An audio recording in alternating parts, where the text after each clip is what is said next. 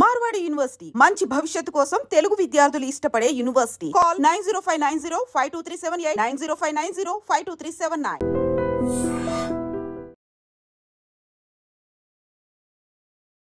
అందరికీ నమస్కారం. మన ఆయుర్వేదం ప్రోగ్రామ్కి అందరికీ స్వాగతం.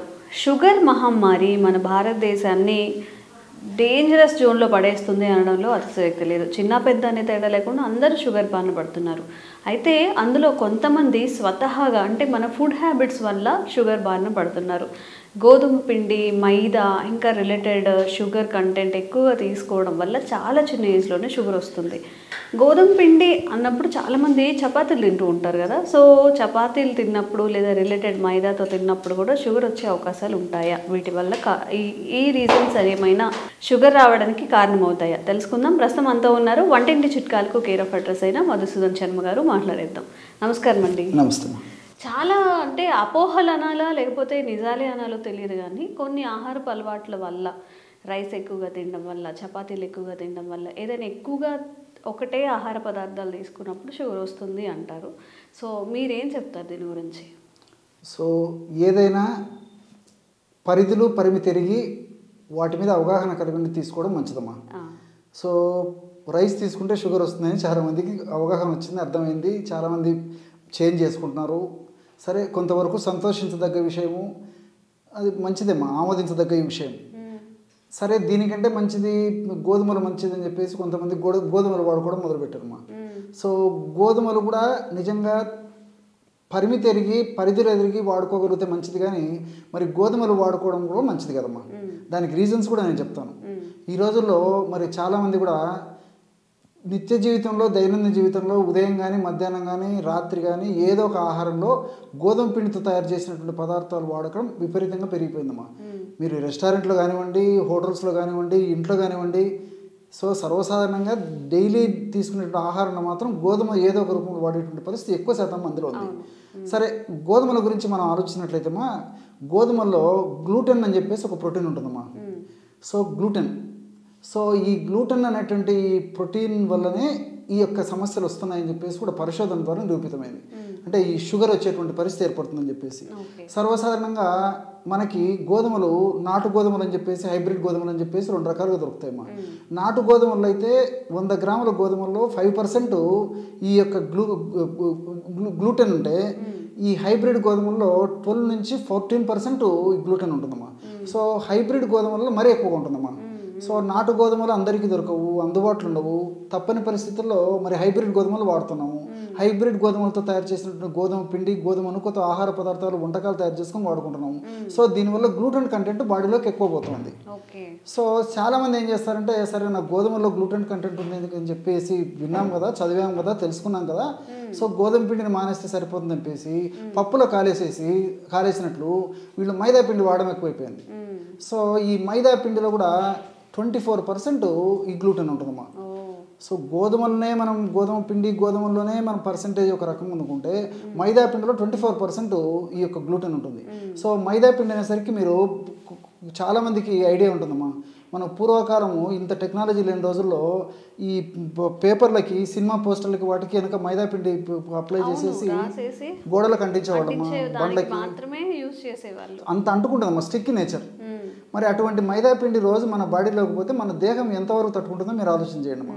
చాలామందికి తెలియదమ్మా ఇదంతా.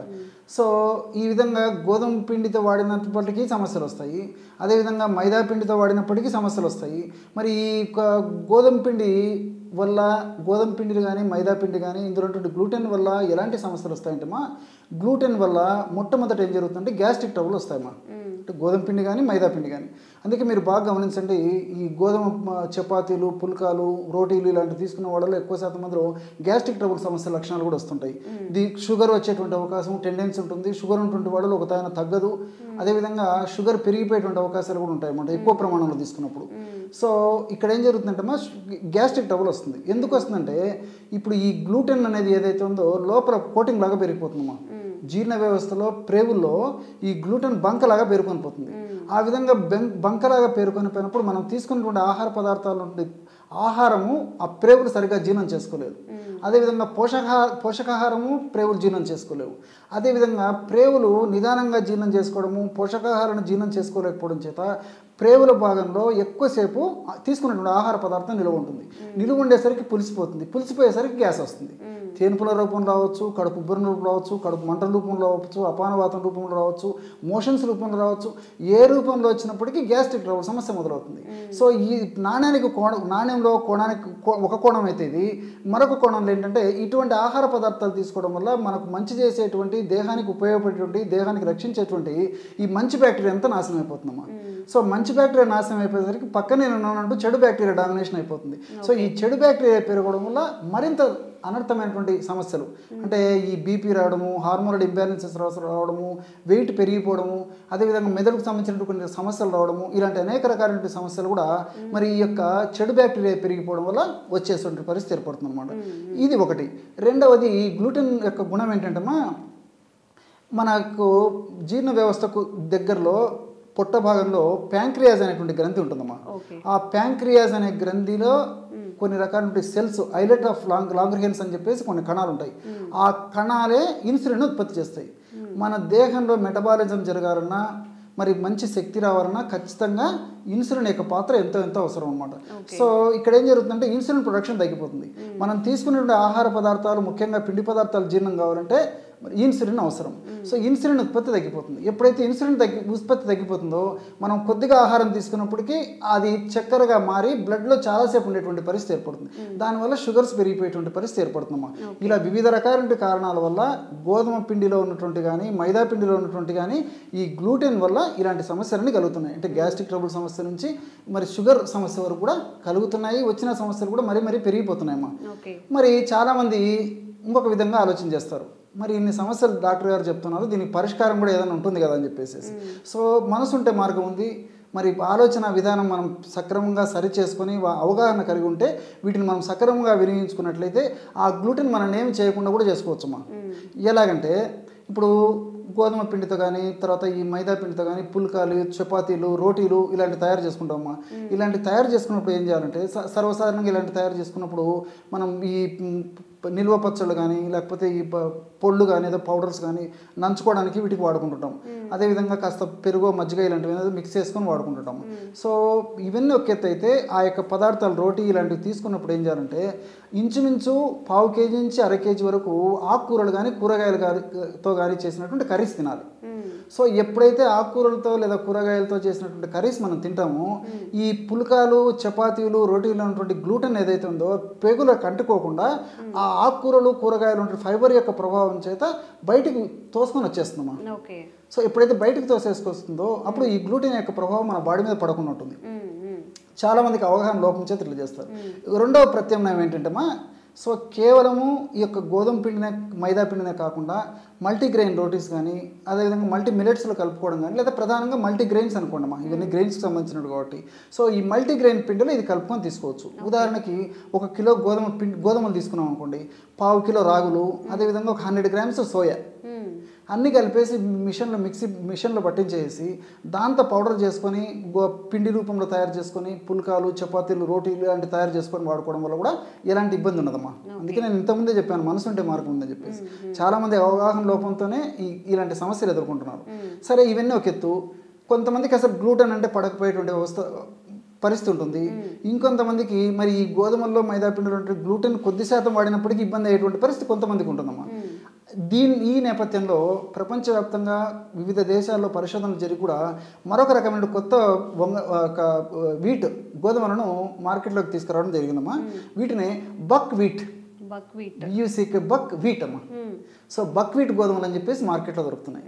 ఈ బక్ వీట్ గోధుమల్లో బొత్తిగా గ్లూటెన్ ఉండదమ్మా. సో దీంట్లో ఫైబర్ బాగుంటుంది, పోషకాంశాలు బాగుంటాయి, మరి శరీరానికి కావాల్సినటువంటి అన్ని న్యూట్రియంట్స్ ఇంచుమించు అన్నీ ఉంటాయి. సో అలాంటి వాళ్ళు ఎవరన్నా కావాలంటే మరి బక్వీట్ గోధుమలు కూడా మనం ఈ రీప్లేస్లో, అంటే గోధుమ పిండికి కానీ మైదా పిండికి రీప్లేస్లో బక్వీట్ గోధుమలతో పిండి కానీ, తర్వాత నూక కానీ తయారు చేసుకొని వాడుకోవచ్చు అమ్మా. కాబట్టి ఈ పద్ధతిలో మరి గ్లూటెన్తో ఇబ్బంది లేకుండా మరి గోధుమలు కానీ, మైదా కానీ, లేకపోతే అవి వద్దనుకుంటే నేను చెప్పినట్టు బక్వీట్ కానీ వాడుకోవడం వల్ల మరి దీనివల్ల ముఖ్యంగా ఏంటంటే ఈ బక్వీట్ గోధుమలు వాడుకోవడం వల్ల ఫ్యాటీ లివర్ రాదు, షుగర్ రాదు. అదేవిధంగా ఈ లివర్ సంబంధించినటువంటి సమస్యలు రాకుండా ఉంటాయి, కొలెస్ట్రాల్ పెరగకుండా ఉంటుంది, బరువు పెరగకుండా ఉంటారు, హార్మోన్ డిస్టర్బెన్సెస్ రాకుండా ఉంటాయి. మల్టిపుల్ బెనిఫిట్స్ కూడా ఈ బక్వీట్ వల్ల కలుగుతాయమ్మా. సో కొంచెం రేట్ ఎక్కువైనప్పటికీ వాడుకోగలిగినటువంటి వాళ్ళైతే బక్వీట్ వాడుకోవడం మంచిది. లేని పక్షంలో నేను చెప్పినట్లు మరి గోధుమ పిండి కానీ తర్వాత ఈ యొక్క మైదా పిండి కానీ ఆల్టర్నేషన్ పద్ధతిలో నేను చెప్పినట్లు వాడుకోవడం వల్ల ఎలాంటి ఇబ్బంది ఉండదమ్మా. ఓకే, సో ఇది కంప్లీట్గా ఎందుకు మనం తినకూడదు, ఏవి తినాలి అని అవేర్నెస్ అనమాట. ఇంకా ఏమైనా డౌట్స్ ఉంటే కామెంట్ చేయండి. షుగర్ రిలేటెడ్ ఎలాంటి డౌట్స్ ఉన్నా కానీ మేము క్లారిఫై చేసే ప్రయత్నం చేస్తాం. థ్యాంక్ యూ అండి. నమస్తే. Sir, one life lesson what medicine has taught you. Whatever you can do without expecting.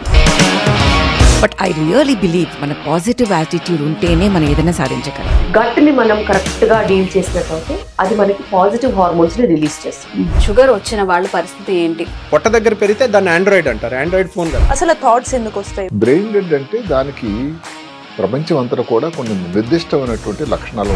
మానసికంగా ధైర్యంగా ఉంటే క్యాన్సర్ జయించవచ్చు. You are a doctor for a cause sir, అంతే. వాళ్ళకి వచ్చిన ఆదాయం కాకుండా ఫ్రీ సర్వీస్ ఎంతమందికో చేస్తారు.